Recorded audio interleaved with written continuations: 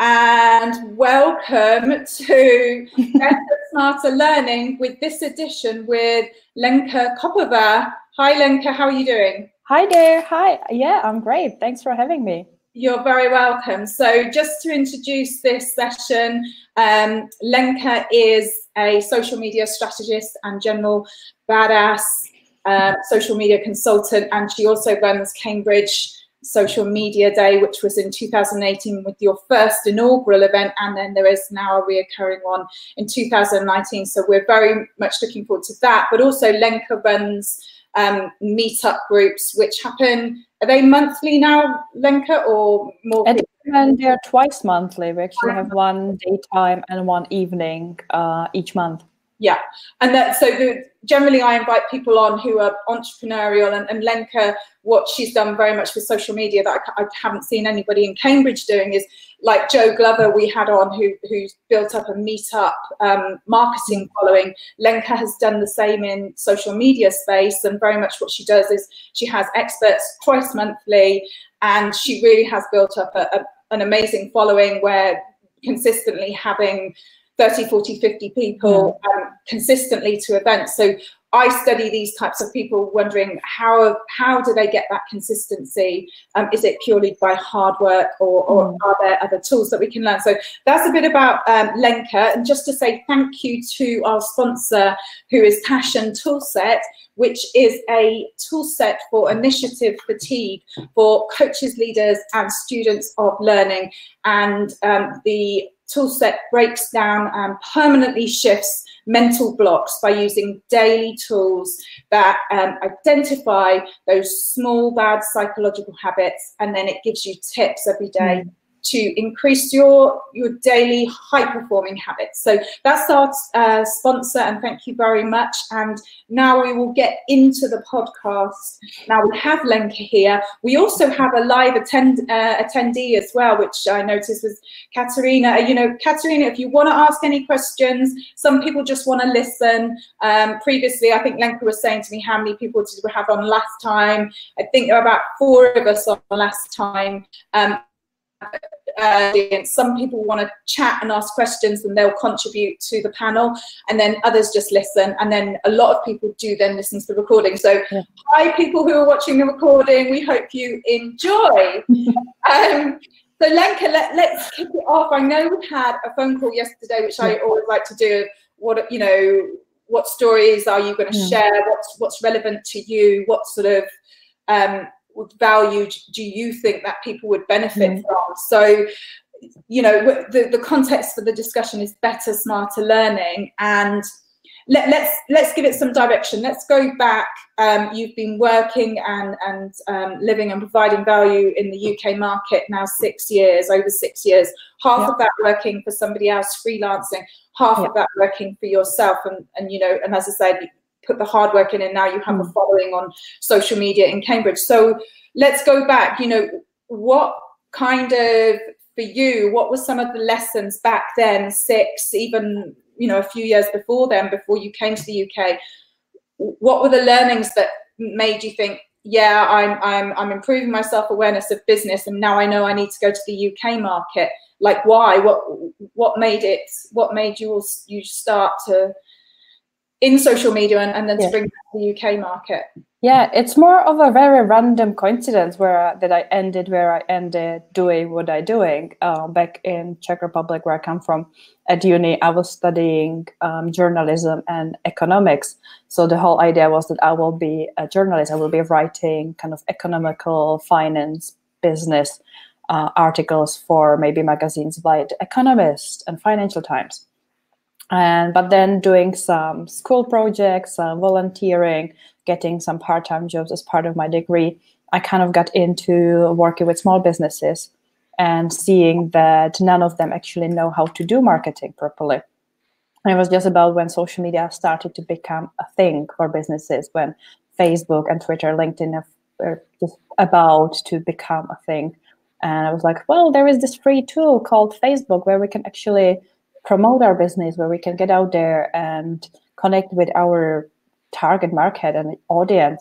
So I kind of, as part of my part-time job switch, were doing something completely different. got into the social media just by kind of going to different blog posts, reading a lot about it, going to a couple of small workshops where at that point very low-key, like only a handful of people actually knew what's happening, and kind of just trying and playing around with it while still studying. And the same kind of happened when I then came to the UK, which I was not planning to stay here. I was just planning to be here for a couple of months as an exchange student, as part of my degree, to improve my English, learn a little bit more about different cultures. And the whole idea was I will go back to Czech Republic to finish my degree and get a full-time job there and stay there, which never happened. I just somehow decided I will stay in this country. Well, that's our game. Check loss, right? So, yeah. Yeah, so when I was here, it was the same. It was just trying to get some internship, getting some kind of first initial work experience. But then it was already with the intention of improving and focusing on social media, because especially moving from Czech Republic here, I could see that the market is definitely here and the social media is definitely going to be something. And with the degree that I had on journalism, economics, it felt like a perfect fit, that I can still leverage all the skills that I have from like writing and communicating and putting content together, but then at the same time do a little bit more of the community and kind of engage with the people rather than just sitting behind the table and writing kind of well-researched articles without actually the real feedback from people. Yeah.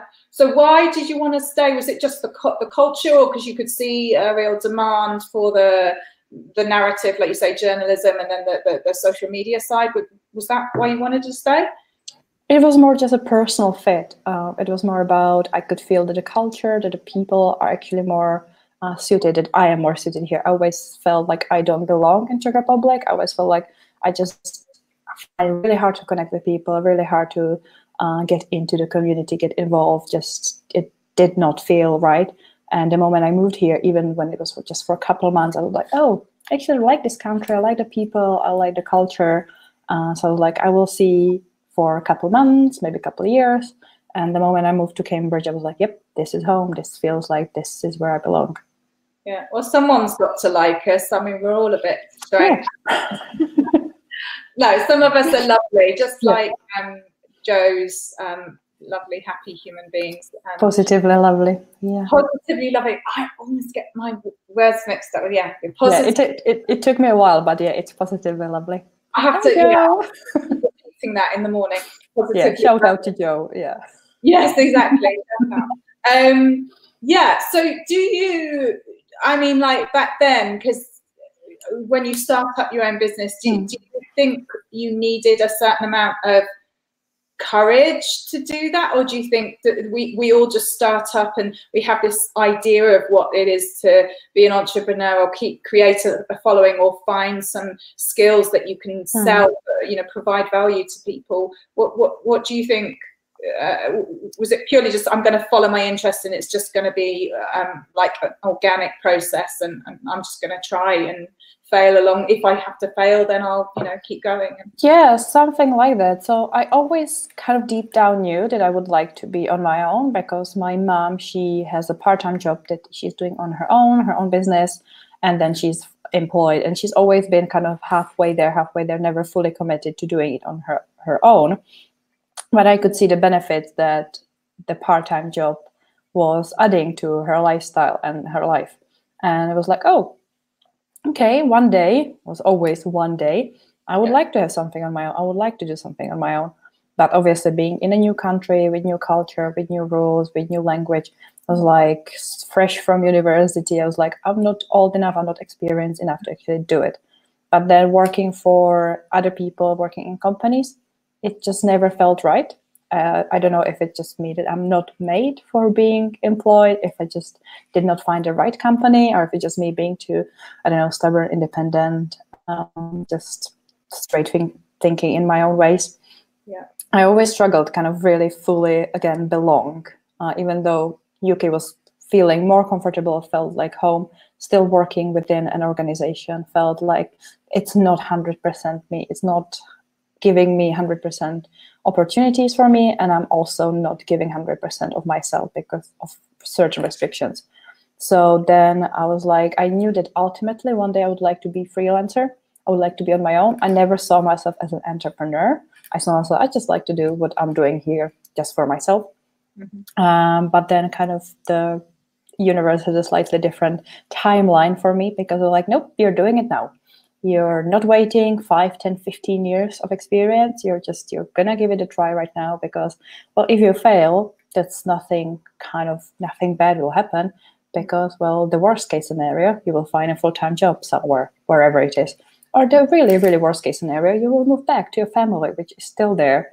And even though it would be hurtful for my pride, it would not be the end of the world. So I was just like, well, let's give it a try now and see how it goes. And from there, it was very organic, just literally figuring it out as I go. I'm still figuring it out. I still don't have it all figured out. I'm still just trying new things, seeing how it goes, and kind of going with the flow, just seeing where the journey of life and business will take me.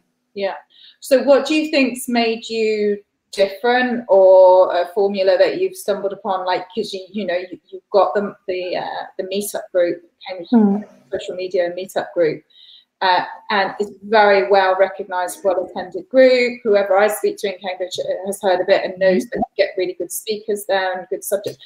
So what were some of the critical things that you got right that you think has got a good consistent following? To be honest, I think it's just about listening to people and doing what they want. There has been a similar social media meetup before. I used to go there when I was still employed. I used to go there. But then at the time when I was starting freelancing, the group kind of disappeared. The organizer kind of got too busy or whatever. So the community of the people kind of got just hanging around. And then I started seeing that the groups and the meetups in Cambridge are really taking off, that Joe's meetup and the SEO meetup and all the meetups, the demand is here. And I was like, well, maybe I can facilitate. I was not seeing it as like me as an expert sharing my knowledge. When we started with the meetup, it was very much informal chat Q&A style. So for the first year, there were no speakers, there were no topics. It was once a month, we got together, we sat in a circle, and I kind of facilitated the conversation. I got people to bring their own challenges, bring their own topics. Obviously, I knew some of the answers, but I also had other social media marketing business experts in the room. I was just sharing knowledge. So I think partially because it was designed to just get people whatever they want to get out of it, not me trying to teach them, not me trying to preach anything. It was just creating a community for them to be able to get whatever they want out of it.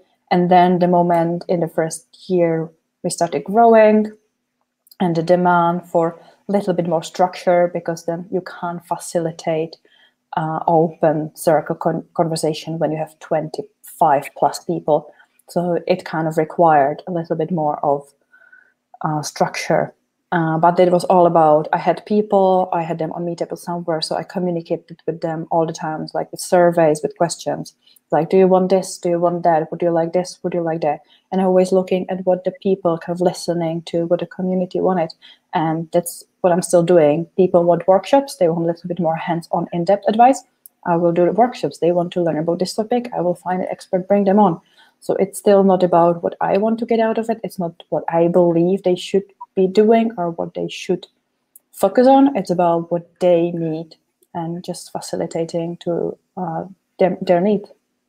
Yeah, interesting, because that's kind of what Joe was saying as well, is that those two aspects of he's facilitating, it's not about him, it's the positively lovely human beings that, it's the other people in the room, and then listening, which he does really, really well. So that's very similar. I'm going to share a little bit, because I've been reading over the last couple of days a bit more about Robin Sharma, who wrote the Monk Who Sold His Ferrari, the 5 a.m. Club. He's very famous billionaire in America who made a lot of money from teaching business to other business people. And he talks about having this idea of 4 areas to focus on which actually is not really business wise, but the success tips he gives to these very successful CEOs who maybe are hitting a wall. And a lot of people, you know, like us, who maybe start out and you find a great skill, and then you find value, you add value to market, and then you maybe are successful in your own right. A lot of these people get to a point where they hit a wall because they're not actually fulfilling themselves. They're just fulfilling this dream of, you know, I want to make enough money so I've got my freedom and I've got my independence, but then they lose themselves along the way. So I think, you know, for us as, you know, I wouldn't call myself an entrepreneur, because I think someone who's an entrepreneur is making a lot of money, is very successful, has failed a lot, and really can teach a lot of lessons. You know, people to like yourself and Joe, and you are getting success in that area. You're able to consistently repeat it. And I'm still looking for the formula for mine. But he is saying these people lose themselves. They do get success, they do get money, but they're unhappy. So there's 4 areas, and I don't know if you want to comment on this, because I would be interested to know, of the people like Joe and yourself who get a consistent following, who start to get a formula for success, is your success based on the fact that you don't lose yourself? And he suggests looking at mindset, heart set, health set, and soul set. And soul is not something that's talked about in business, because it's seen as very, oh, that's all about emotions and that's all about, you know, spiritual stuff. But do you find the more that you concentrate on who you are and your, excuse me, on your soul and on your, you know, like, i.e. you don't just work 20 hours a day and grind yourself into the ground. You go, no, I'm going to take some time out to do stuff that fulfills me. So do you think the more that you focus on that stuff, the more successful you are? And that if you're stuck in this rat race, that actually, how can you be successful because you're not being fulfilled? So I'd just be interested for you to comment some, because I know that you have been putting some posts on LinkedIn about similar stuff like that. Yeah, it's a very interesting question, and in no way I have still figured out. But yeah, I think it is thinking a little bit beyond the in the moment right now of making just the needs meet and just making money. For me, it never been about making money. For me, setting up my business, running my Meetup was about serving people, was just helping others and seeing them achieve their goals and grow and be happy and have the life they want. And that's always been my goal for setting up my own business, is just to enable me to have the lifestyle that I want. I would be doing what I'm doing even if I did not need to do this. The fact that I'm getting paid is just a nice bonus. But what I'm doing is something I love what I'm doing. I'm very passionate about. I know that people say, oh, I'm passionate about it. I'm like, but for me, I never said like I have a job, because lots of people, if you go freelance, instead of having a job, you own a job. It still is the fact that you have to do it. But for me, I always say I have a very, very interesting lifestyle that involves me doing what I love doing, meeting people that I love meeting and helping them. So I think it's about kind of finding your purpose. Why are you doing what you do? And to make money, it's fine, as long as you are self-aware that the reason why are you doing this is to make money, or to support your family, or to achieve some goal, to change the world, to build a company, whatever it is. Just as long as you're aware why are you doing that, it really helps them in the day-to-day grind of actually staying sane, staying focused, and balancing kind of the work and the life and the money and the other benefits and the health and all the other bits that come into it, and finding the focus. Because for me, it's kind of about more of leaving a legacy behind, of just helping other people, building something that then will live above and beyond after I'm gone, or after I decide to, I don't know, just whatever I decide to do one day, rather than just making money, or rather than just building a business. Yeah. And so as a part of that, you know, I find that you can't do this sort of stuff unless there are failures, unless there are lots of moments of doubt and, you do some things and they just don't work.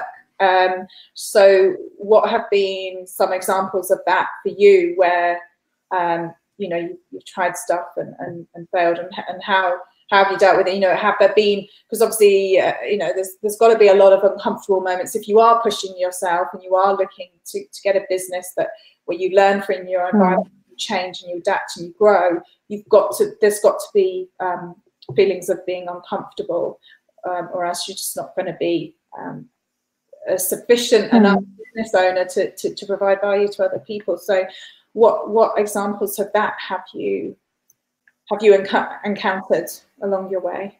Well, the whole journey is just one kind of uncomfortable stretching, stepping out of a comfort zone step by step. I think setting up your own business, that's very scary, it's very stressful. Figuring out how to sell yourself, which is usually the biggest challenge, is like, how do I sell my services to others? I know how to deliver, I know how to do it, how do I sell? Figuring all these things, it is scary, and there has been so many learning lessons on a daily basis. There's something new that I come across every single day, every single week, that I'm like, I have no idea what I'm doing. I'm going to try, I'm going to see how it goes, and I might fail or I might learn. Either way, I'm just going to do it. I think what I've learned is that the more you push yourself out of your comfort zone, the more scary things you do, the more kind of risk adverse you get, more open to taking risks you get, because you realize, well, it's not the end of the world. You realize that if it fails, it's fine. I just learn, I move on. It is not as scary, at least in the business and the way I do it. I'm not investing any huge sums of money or anything that actually could be like life-threatening or could really put me out of business. It's just like, well, yep, I've wasted a couple of hours here and there. I've got a client that wasn't the right fit.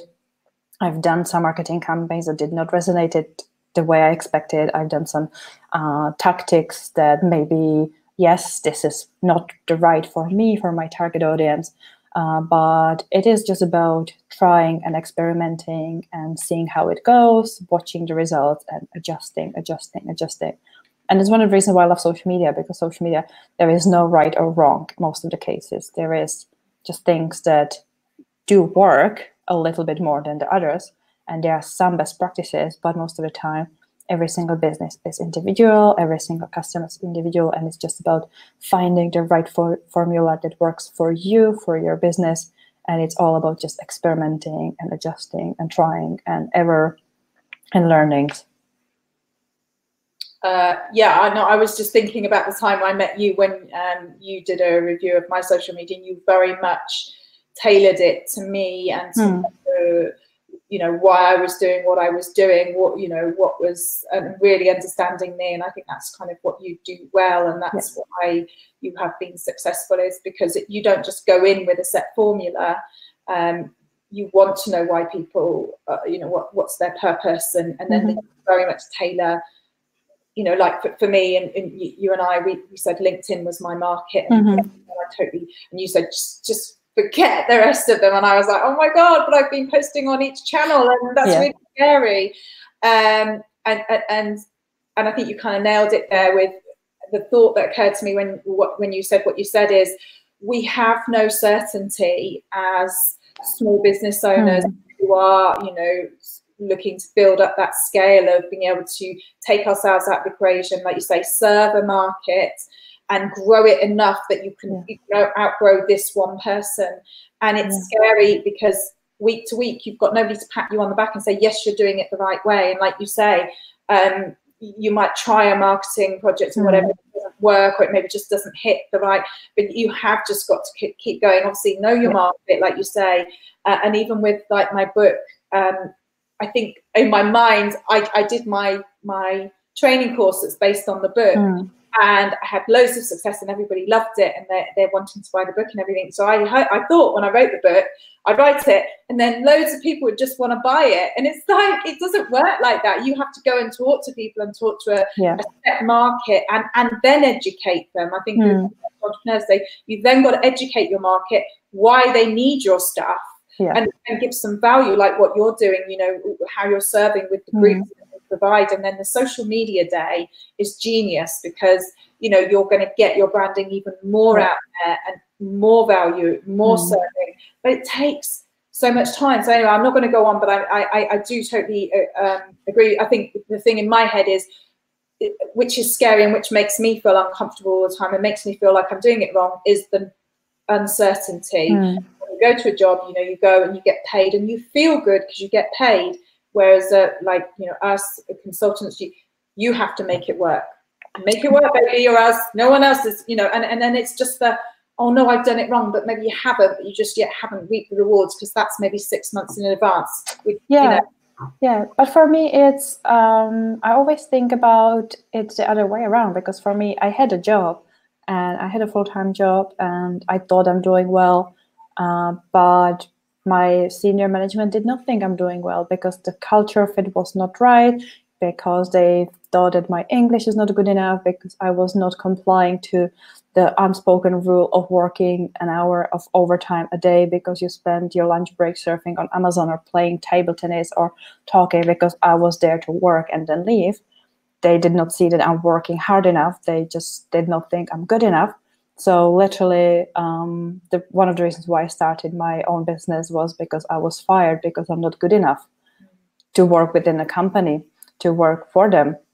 So for me, from that perspective, is actually running my own business gives me way more security, because right now I have 10, 15 clients.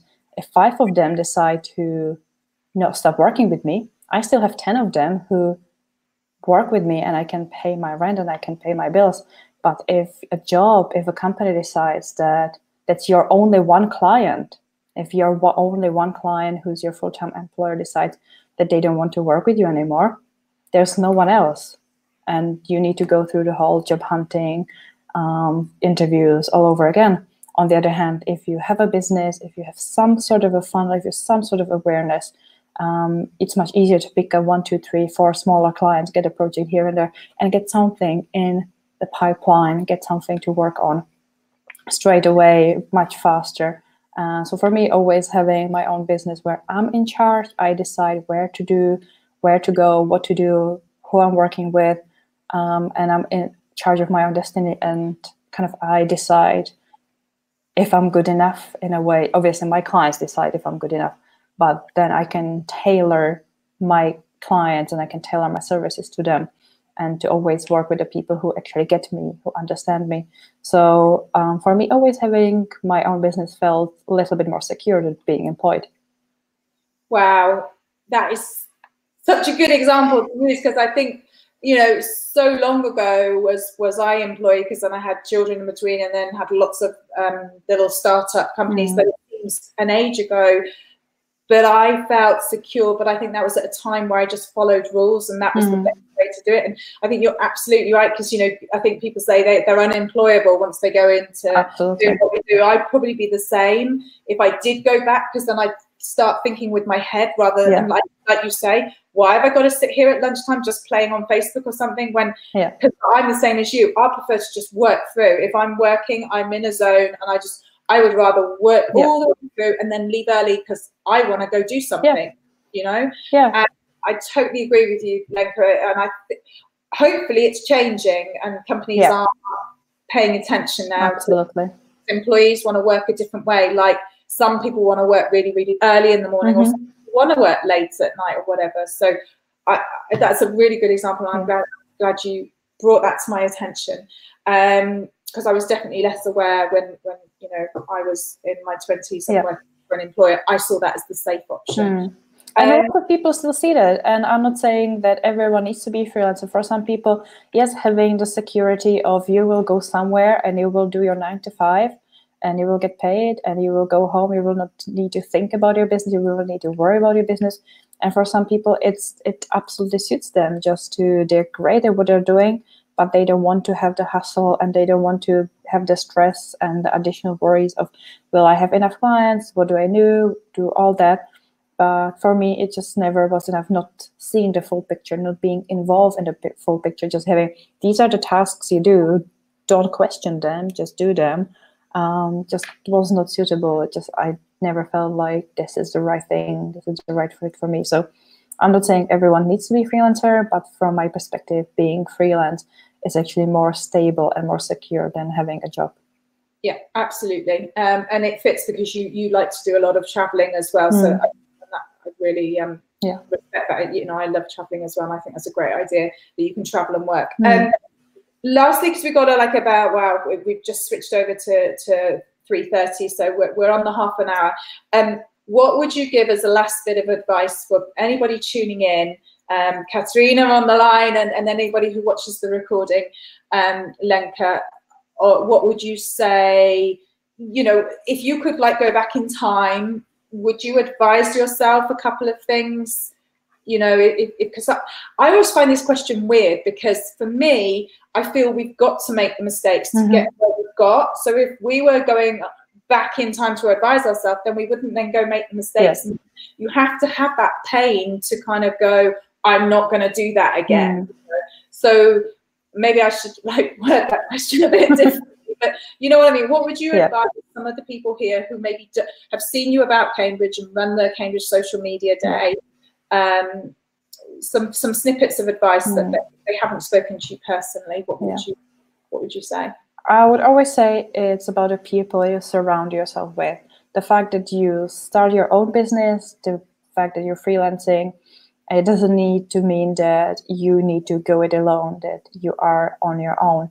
And I would say the number one advice for anyone just starting out is build your community, build your network, build your team, be it friends, be it business colleagues, be it partners, be it people you can outsource to. Just surround yourself with like-minded people, surround yourself with people who you are inspired by, who are from the same industry, different industry, various people.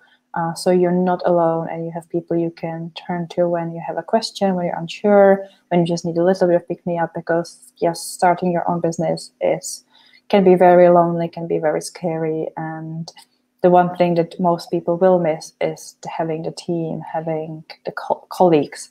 But these days with social media, all the groups on Facebook and Twitter and Instagram and networking and co-working and all the options we have around us, it's actually not as difficult just to go out there and build your community, build your tribe, build your support network, because they are the most important part of any business. It's the people. Yeah, that you surround yourself with. Thank you for that. Where can people meet you, speak to you, contact you? Where can people get hold of you, Lenka? They can find me literally anywhere on social media. If you just search for my name, Lenka Koppova, you will find me on Twitter, on Instagram, on LinkedIn.